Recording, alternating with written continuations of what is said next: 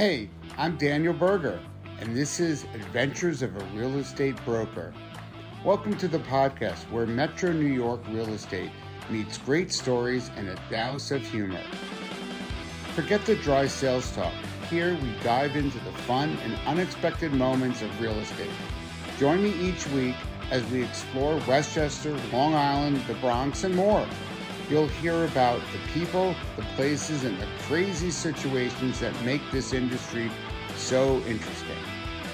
Thanks to our sponsor, Remax Prestige Properties, we're ready to share the lighter side of real estate. Whether you're a pro, a buyer, or just curious, we've got something for everyone. Ready for today's adventure? Let's get into it. Hello, everyone. Welcome to another episode of the Adventures of a Real Estate Broker with Daniel Berger. Today, I don't know where we're going today, but we have Cory Williams, who is in the Denver metro market. He is a seasoned real estate professional. He's done a lot in the luxury market. He's done a lot with new construction. He's the leader of the Living of the Dream team at Blue Pebble Homes in Denver. You got it, my friend.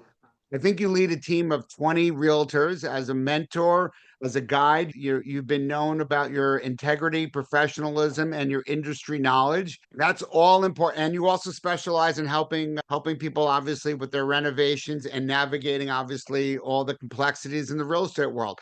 But I think we're going to start off, though, with I love what you do in your spare time. It's about things that you have in your hand, right? You're going to have a whiskey on the patio, a golf club in your hand, or you're going to be listening to one of your favorite jam bands. I actually, back in the day, have done several jam cruises where I was working with a company, we sponsor stuff.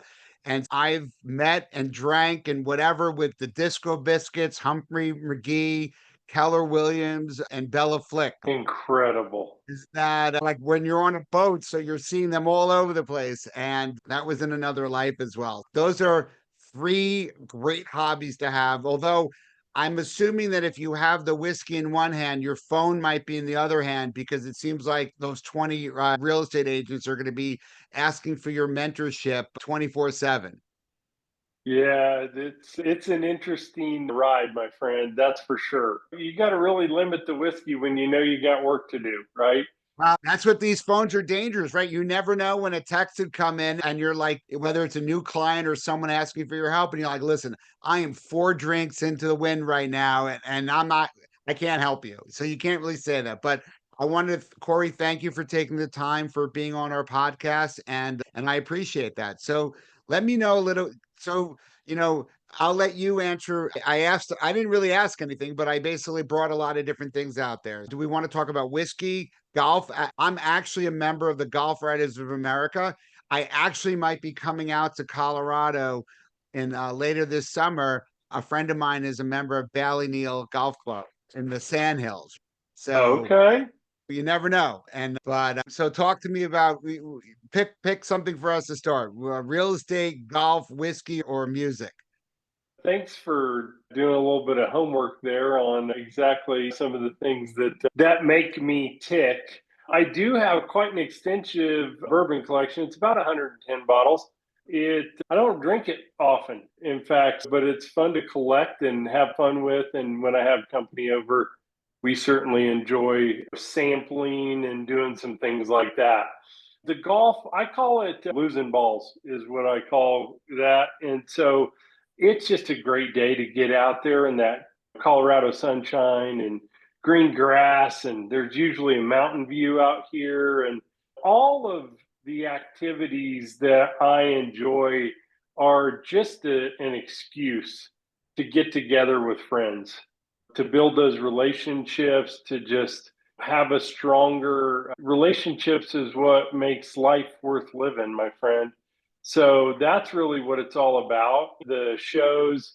I'm a fish guy. I'm a little bit of a snob in some ways, you could say, but fish is my jam.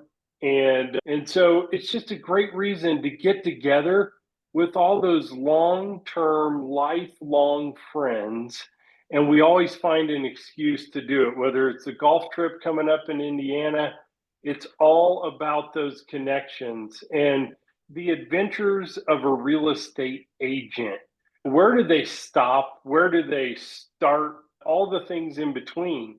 It is all about contribution for me. Contribution in relationships, contribution in sharing one of the stories about where I got one of the 110 bottles that are in my collection, stories to tell about trying to fish extra balls out of the pond to make sure I have enough for the day.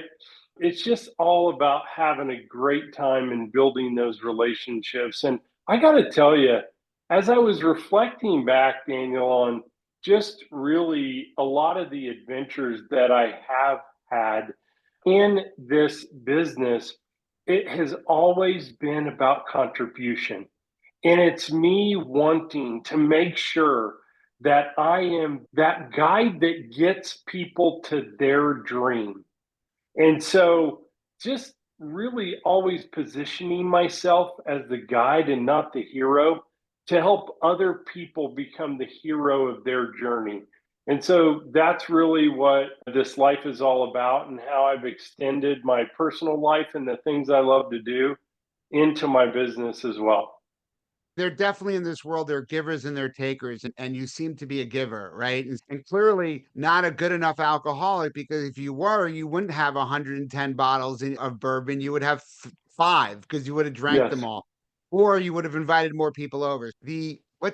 I am not really a drinker. I'm usually the designated driver, but I do having some bourbon, because I love having, when the bourbon drinkers come to my house, that I'm able to say, oh, here I have something. So one of my a client of mine gave me a bottle after our transaction of the Poppy Van Winkle, which is, I think they're out of Kentucky, and Oh, yeah.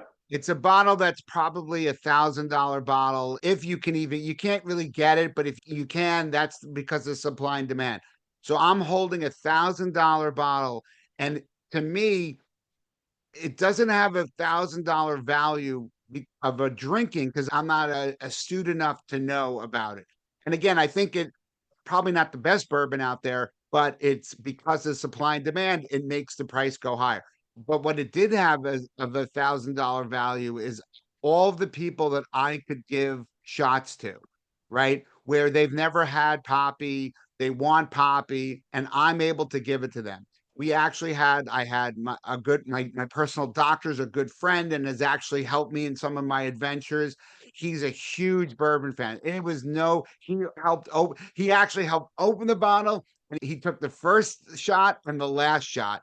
And then the people that came to my house for different events, and was able to give them, because the joy for me was not drinking it, was allowing others to drink it. Is very similar to what you've talked about. I actually have a tradition that I like to do for people that drink. I do shots at the closing table. So I will get a nice bottle. My last closing last week, I got a really nice Suntory whiskey bourbon. And then we also had I also brought like a smaller bottle of the same to basically give out shots. And I think 10 of us did shots at the closing table. It was funny because it was a 10 o'clock closing. And the shots probably came out at 11:15. And we're like, well, it's probably 5 o'clock somewhere. But it's in honor of the people that are selling, buying, and so in this one, we had both buyers and sellers, and the lawyers were, and the title person, all were like, yeah, and the mortgage person, all were drinking, and we're all celebrating it. So I think that's what you're saying. It's a transaction can be a win-win, right? Somebody's selling, someone's buying, and you're all working together to make that happen. And not all transactions are like that, but most they can be, if you have the right people in the room that are working on things. And I feel that those are the win-win relationships, and the win-win deals are ones that that's what you're mentoring about, and that's what you're about as well. Yeah, you just hit the nail on the head. And for all the listeners out there, this is a pro tip.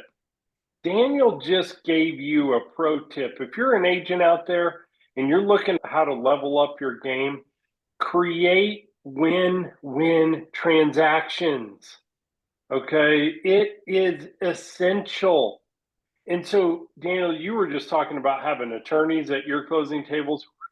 Thankfully, here in Colorado, we don't have that. This isn't a shout out against attorneys. However, what it simply is that, man, if I had an attorney at a closing, I would be ready to sip on some bourbon as well.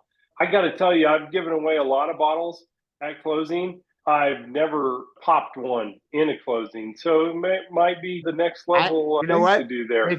I bring shot glasses. I probably should, you know what?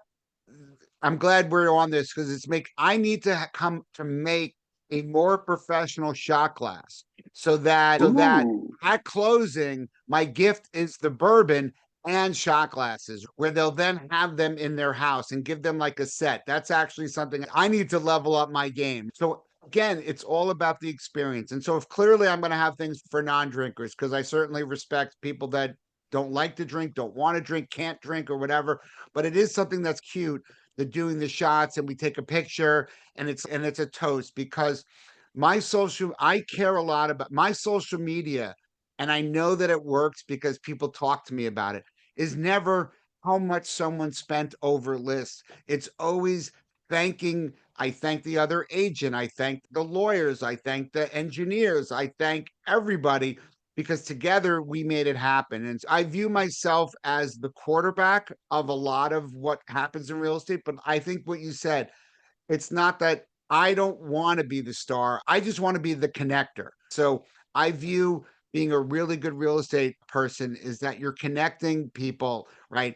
Who should I use for my HVAC? Who should I use for gas or oil or whatever?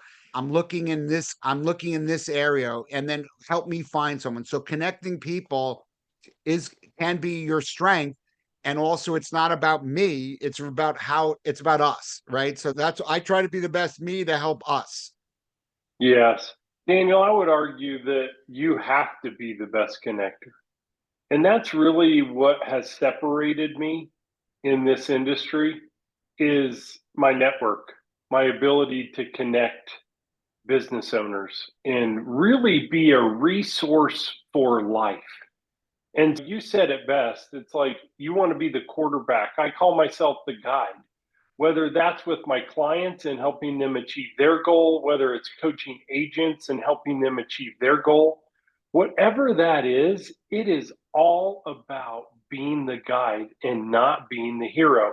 I always look at the hero's journey, right? And where you've got the character that has a problem, that finds a guide, that provides a plan, that, calls them to action, helps them avoid failure and achieve success. And so I've just had so many guides along the way that have really contributed. And you talked about this, Daniel, just come from a point of contribution. And this is just to the audience out there that are listening. If you want longevity in this business and you want to truly have a level of contribution like none else, then you have to have that mentality of positioning yourself as a guide or the quarterback. Because, like you said, we're the orchestrator of all the things, and we're the person that has to make the plays work and has to bring everybody together for the common goal. And so I just love the concept and the idea of that contribution first model. We know, Daniel, that if you try to take money out of a bank account that you haven't put deposits in, you're going to overdraw. You're going to be in trouble. And the same is true in this life and in this business, certainly. If you don't make those deposits and fill that bank account up first, you've got no ability and no chance for taking out any money. It's I My joy is helping others and being a giver. I might never need to take the withdrawals, but I want to know though that when I need to, if I ever do, that I'll be able to and not feel guilty about it. Givers feel guilty when you ask. A taker doesn't feel guilty taking because that's what they're used to. But you know what? There's all kinds in this world, and ultimately, I think you said it. You need to be the best you that you can be, and you have to this is only one life that we have, although there might be more that I don't know about. But while we're here on earth, do the best that you can and make sure that when you look in that mirror, that you feel comfortable that you are who you are. So that's true. And I think what's interesting is a lot of people ask me like, "Oh, what are your goals and what are your number like from a number perspective?" And I'm like, I don't really budget what my numbers are going to be because you know what? Just because I did 65 transactions last year, I don't know how many I'm going to do this year. But what I can do is keep being a giver, keep obviously marketing myself and whatever so that people can call me so that I can help people. If only 30 people call me this year and want me to do stuff, that's what it is. I can't, and they talk about scaling and this and that. I actually don't necessarily want to scale. I have no admin. I don't have a transaction coordinator. I did 65 deals for 42 million last year, and I have a team of people that also did 60 something deals, right? And so I'm as the broker, I'm managing that. But I don't really want to have an intermediary to to do my like memos or whatever, right? I want to know what's going on with my accounts and that's how I'm able to be involved and understand what's going on. And while maybe I can't level up anymore, but at some point, what else do I need? So it's that's but again, that's what's comfortable for me. Other people want to have 300 transactions. It's also a little different, right? Because it's based off of the price point as well. Some people might need more because the price points are different, but ultimately I want to be involved in my transactions. I do want to mentor as well. I have about 10 or so people that are agents in my office that I'm not trying to level that up either, right? It's okay. We have a group of people. This is great. How can I help mentor and guide them into growing their business? So it seems like you're very similar in that fashion. Yeah, listen, Daniel, I've had many seasons. A decade in this industry, I've had many seasons.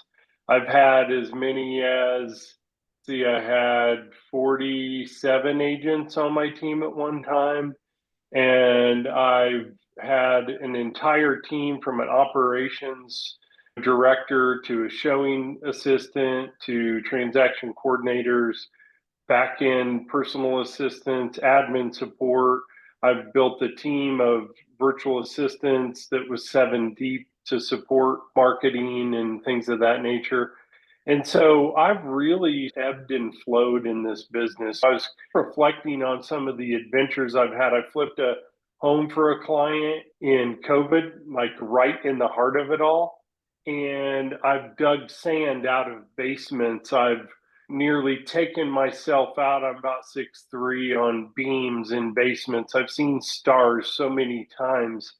I've painted houses. I've torn down sheds. I've ripped out carpet. You name the sort of adventure that you could possibly go on, and I've done it for the sake of my clients to be that contribution model. And so this is just, I love what you said about the authenticity of how you're building your business. It might be the right fit for someone to want to build and scale and build out this entire team. And it's just not for you. You've got your groove and you've got the way that you represent yourself in the market. People respect you for that. People come to you, as you said, I might get 30 calls this year instead of 65. And so it's just that thought process of bringing that authenticity. So this is really a message to your audience that's listening out there, and just say, be authentic, be yourself. Don't look at all of the other people in this industry and feel like you need to chase something. I had an intern, several interns, Daniel. As I mentioned, I've had various layers of support, but that kind of scratched my coaching and mentoring itch a little bit by bringing in some interns. And I remember he spent a month with me, and he was my right hand man, rode in the car with me. Before I would get off a phone call, I would turn to him and he'd be like, "It's already done." So he was just constantly anticipating what I needed. And it was an excellent relationship. And at the end of that time together, Daniel, he said, "You know what? I want to pay you probably what I'll call one of the best compliments I've ever gotten in my life." And that was, that He said, I've never known anyone to be so successful by being genuine. And I thought, wow, that's really what I wake up to do every day is to be myself, to serve people in a powerful way, and to bring that genuine self and authenticity to everything that I do. This is a pro tip out there. Find your path. You may need a guide along the way to get you there. Daniel, I don't know about you, but I've had several guides, mentors, people that come in different seasons of my life, help coach me to get into this new season of real estate. We're certainly in a different season here in Colorado than we've been in the decade that I've been in the industry. This is just a pro tip out there. If you want to weather the storm and make it in this industry and serve at a high level, you've got to find your groove and really settle in to what you said. The best word I want to just bring out today: what brings you joy? That's it. It's all about bringing you joy and serving people in that way. So it's interesting because in real estate, you hear that there's a lot of coaches, right? So I like what you said about mentoring because mentoring generally is free, right? Mentoring is generally people like to help and to talk to people and to grow. And so there are people that if you said, let's chat, let's meet, let's have like a dinner, a lunch, whatever, and let's talk about business. That's mentoring and actually could help both people. Us talking about the shots makes me think that yeah, I probably should do the shot classes. So us bouncing ideas off of each other is probably something that can help both of us. I'm anti-coaching. I'm anti-paid coaching, right? So in the real estate world, there are a lot of coaches that if I paid $1,000 a month would gladly take an hour or two a phone call, tell me what to do. So what's interesting is why I don't like that. And this is I don't always like to say this because I know that there's a ton of people that are paying for coaching. And if that worked for you, then I think you should do it because some people need the motivation to do that or don't have the mentors. But you said it, if you're really trying to be authentic and be yourself, I don't I feel at least my opinion on what I see out there in coaching is that the coaches are trying to have you be like them or about their program that they have. Here's my program. Make this amount of phone calls a day, make this, make that, do this. And part of it is because they feel that has what's worked for them. So they're saying you should do what I did or what I think you should do. I've never cold called on the telephone. I've never door knocked. That's because that's not me. And but certainly it's a way that people can be successful. But it's I don't want that won't make me feel comfortable. And so I've done other things to be able to try to help and grow a business. But I think that's the if you love what you're doing, it doesn't feel like work because people are like, I work every day. Every my phone because the phone doesn't stop ringing. Texts come in. People are a house just comes on the market. Someone needs information about. It. They want to see it. They want it every day. I'm getting people saying, "I need to see this. I need to see that. Help me with this. Help me with that." So it's like you have to really love what you're doing, right? Because then it's if I'm golfing or having the bourbon and a text comes in, I don't mind answering it because it's someone that I care about, right? Or it's a client and I do care about my clients. And so it's like, how can I assist them in the next step? And so it's always moving things forward. So that's my thing. Mentoring I like a lot. I don't like necessarily paid coaching. Yeah, listen, there is so much out there, Daniel. Like you said, people are paying billions of dollars accumulatively to get your attention on social media or wherever it is. And there are coaching programs out there that, want to take. And there are coaching programs out there that want to give. And so I love the concept of mentoring, right? That it's free. And so it's about giving back. And I've had so many people pour into me in that way. And it's just such a blessing. And I have been part of many coaching programs. And like you said, there's a lot of programs out there that take, a lot that give. And it is that here's how I did it, and you should do it too. And so I have a totally different approach where we do a business plan for my coaching clients or my agents that are on my team right out of the gates. What do you want? Is it okay if I just help you get what you want?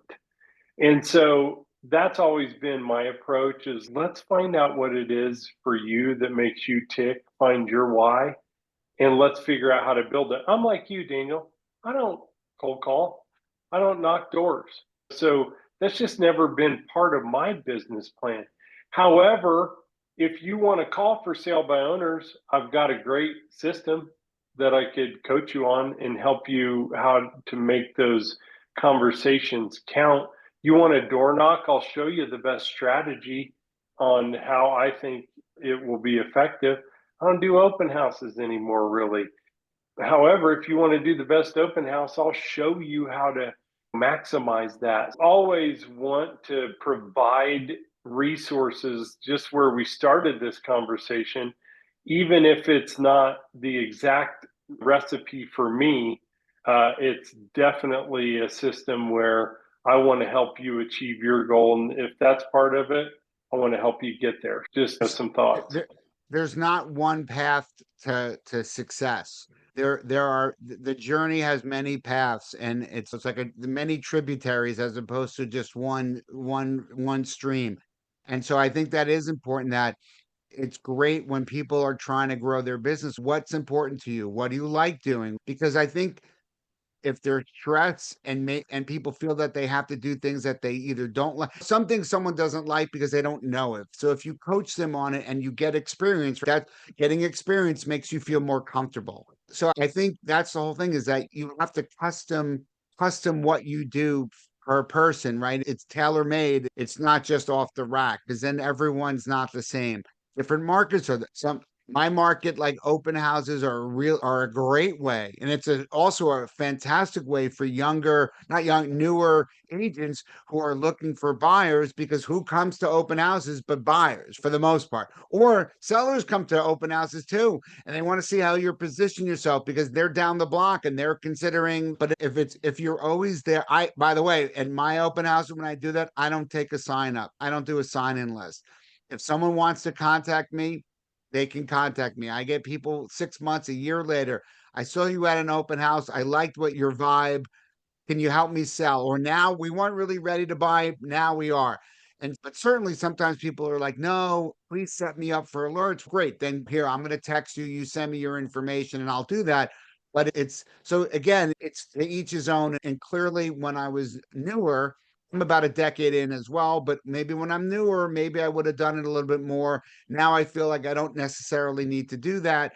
But ultimately, in anything that you do, it's about how do we help people, right? How do we help buyers buy and sellers sell, investors invest, all of those different things. But connecting everybody, it's great when you're just yourself and when you just speak the truth. You never have to worry ever about what you might have said to someone a year ago, 6 months ago, whatever, because it's always just you just saying, be genuine and just say that and saying the truth. You never have to worry about anything you've ever said before, because you're not gonna make yourself look foolish. Absolutely. And I love the concept of just humbling yourself, right? Just humbling yourself and being there as a servant and really just making sure that you take a step back and come from a place of contribution always. Yeah, man, it's an interesting world we live in, and this market has really taught a lot of lessons. And I don't know about where you guys are at out there on the East Coast, but just a lot of uncertainty, it seems like right now, with interest rates bouncing around and inventory coming on the market. And there's a lot more to choose from out here. And it's so interesting to just sit down with people. And you talked about this a little bit, and just really connect with them. And I love how you said, I really care about my clients. So I'm going to pick up the phone when they call. I'm going to be there to guide them, to position them. And I love this sort of juxtaposition of being able to help people, yet being open and humble enough to take guidance and to accept mentorship. I remember the very first keynote speech that I did was in Indiana, and it was at a real estate event. And I stood up there, I was super nervous. And like I said, it was the first speech. I wasn't exactly sure how to build it and how to flow with it. I had my slide deck and all of these things. And I remember as I finished, I walked off the stage as an authority, if you're a keynote speaker, and the MC of the event, Austin Chevron, who's out of Fort Wayne, Indiana, he said, "Do you want some feedback on your keynote speech?" And I said, "Yes." And so it's that sort of thought process of being up there, having that authority of being on stage and being the keynote speaker. And, you're steps away, one step away from humbling yourself enough to want to get better. And that was important to me, was to learn about how I could improve next time and have a better impact so that the audience can actually learn something and improve themselves. I love just that thought process of being able to be a leader and also being humble to improve and sharpen your saw, and that concept of iron sharpens iron. Yeah, Stephen Covey, sharpening the saw. You do have to. It's more. It is a little bit of a humbling, but it's also knowing that you're not. You don't know everything, and there are other ways to do things. So I have a listing right now. I was at the open house for the client, and I was on the phone call. He's in a different state, and I had two offers on the house that are so close to list, and he's not taking them. And he's making it more complicated for me to talk to the other agents just because of things that are important to him. And so it's not a humbling as much as I need to understand, and I become a better agent and representative of my seller to put myself more in their shoes. And while I could have done it faster, I could have done it my way, that's not how this one's working. And so we during the open house, it wasn't that crowded at that point. So we had a nice little 10-minute talk. And we both understood, we hashed things out in the sense of understanding each other more, where we both took step backs and we're like, okay, let me talk to my wife. I'll see if we can reposition it like that. And I was also like accepting that he's the owner of this property, and he is allowed to guide differently than what I like or what I'm used to, because when I represent a seller, it's my fiduciary duty to market the property and to try to get them whatever value or whatever components of the offer that they want. And it was back and forth, but it was both out of respect. And so it forced me to think more about, why did he call me and want to sell this property? It's a multifamily house that's being used as an Airbnb. It's in New York. He now is in Florida.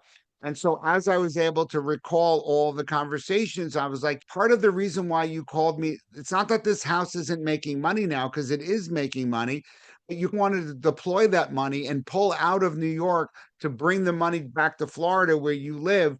And so by talking like that made him more think that his resistance to change price, it's not about getting, it's about trying. I think he's extracting the most amount of money for this house that he could in New York at the moment. But when I was able to really bring back the words of why he wanted to sell, he agreed. And so we were able to do circle the wagons and regroup, and where he felt that I wasn't just pushing what my thoughts were, and I was really trying to incorporate his ideas of selling. And so it certainly, humbling is a little bit, but it's, if I view myself as a connector, connecting me and the client, but also trying to make things happen, but not my way, but our way and his way, that kind of allowed us to get around a little bit around a roadblock for opening it up and letting your guard down a little bit and saying, how can I bring more of his vision into it than what I'm used to? Yeah, Daniel, wow. This is incredible. And for the audience out there who's listening right now, the pro tips are flowing. Okay. So it is all about that curiosity, right? Of what exactly was it why you came to me? And is it that important for you to get this dollar, or is it more important now that you have multiple offers and it's going to help you get to that next phase? And of course, we can wait for a full price offer. What's the risk? Risk versus reward. And he sounds like a pretty savvy investor. And as you said, he wants to deploy the funds in a different way. And these are exactly the conversations that I've been having with clients when they're selling a place and want to buy a new place. And it's like, we have to often really take a step back to say, where are we going again here? And yes, you said it best. We have a fiduciary duty to protect our clients. Absolutely. And so we have to provide our professionalism, deploy the decade of experience that we have to educate them. And I always say my role is just to help build confidence in your decision. I'm not going to make any decisions for you. I'm the guy that's just going to provide information to you that's going to help you build confidence in whatever decision it is that you want to make. And so I always tell my clients, as long as I'm not violating any sort of a some as long as I'm not in violation of something the real estate committee or an ethical boundary or anything, I work for you. I'll work whatever tactics you want. I'm just going to tell you what I've used, what's worked and hasn't worked, why, and then we're going to agree, because I'm always going to support my clients in whatever decision they make. And so that's just what it's about. And I just love that concept of coming from curiosity, being flexible, being open, and making sure that, your client has that confidence as you take those steps forward. Absolutely. I couldn't agree more. You touched on the adventures of a real estate broker a little bit. Give me one of your wackiest stories of things that have happened either when you went into a house at a closing that or things that you've had to deal with. I've had things of seeing human skulls in houses and have to call the police. I've had dead animals. I've had people that are living there. I've had many different things. But so you give me one of, and that's the whole that's why my podcast is also based on I'm writing a book, and the book is almost it's written. It's just we're waiting on my wife who won't let me publish until she does the final edit. Hopefully, in the next short period of time, couple months or so, we'll have that out. But give me an example of one of your adventures of a real estate broker. That's exciting, man. Congratulations. And okay, so I've got this little old lady, and her daughter came to me. Her daughter was a nurse, and she came to me and she said, my mom's been in this home, and she lived there with my father for a long time, and it's time. The house is run down, it's dilapidated, and it's time to move on. She just can't keep up with it anymore. And so I go over here, check the place out, and it was a kind of a hoarder situation. You had to work your way through all of these kind of corridors and great bones, gorgeous, like just a ton of character in this home. And you could tell that it had been loved over many decades. However, there was a window that stayed open all the time, and this woman would bring squirrels into the house to feed them. So she would bait them to come inside to the house and feed them corn and seed and all this stuff. So she had this like station that was not good. It was not a good situation. So I'm okay. How do we get this place cleared out? My full service real estate kicks in, right? So who do I call? How do I get a estate sale person in here? We probably need a hazmat crew. So I go upstairs. It's this attic sort of situation upstairs. And I hear like something in the attic, like scratching around. And I'm like, what is going on up there? So I pop my head up, and there is a raccoon in the attic. And so I dropped the hatch back down, got out of there, and turns out I called the professionals in for this bad mamma jamma, and there was a whole family of raccoons living in the attic. He got up there, figured out how to trap them, get them out to rural wherever he releases his raccoons, and we got that place cleaned out. Got it to a place where people could actually go through it without having to worry about someone contracting some sort of wild animal disease, and we got it sold. So that was a fun adventure, to be face to face with the live raccoon and not get attacked, thankfully. Many more stories like that, but that one was a fun adventure, and ultimately it got her to the next phase of her life, and we got the mission accomplished. That's fantastic. So thank you for sharing that. But Cory, I want to thank you for, we could talk for hours, but there are rules with my podcast. So we can't talk for hours. But ultimately, if people want to get in touch with you, is there a website? I know it's CoryandCompany.com. How about that? You got it, my friend. CoryandCompany.com. People can learn a little bit if they're looking in the metro Denver area. Certainly go there, contact Cory. His persona, everything about Cory just seems to be like you would want to go on a golf trip, a fishing trip, sitting on the deck, sitting on the porch, just listening to some nice jam music and drinking some whiskey, scotch, bourbon. If you want wine, I'm sure he'll let you have some wine or beer as well. Cory will let you be yourself and be authentic. I appreciate your time. It was great having you on and hearing what you're about, hearing how you view transactions and people and building your team. So I want to thank you very much for coming on. We appreciate it. And everyone, this is Daniel Berger with the Adventures of a Real Estate Broker. And thanks for joining us this week. Thank you, Daniel. So long for now. Take care. Thanks for joining me on the Adventures of a Real Estate Broker. I hope you enjoyed our time together as much as I did. If you laughed, learned something, or just had a good time, do yourself a favor and subscribe to the podcast. A big shout out to our sponsor, RE/MAX Prestige Properties, for making this all possible. Remember to leave a review if you enjoyed the show. It helps more people find us. Until next time, keep it real, keep it fun, and keep exploring the adventures in your neighborhood. I'm Daniel Berger, your New York realtor, and I'll see you in the next episode.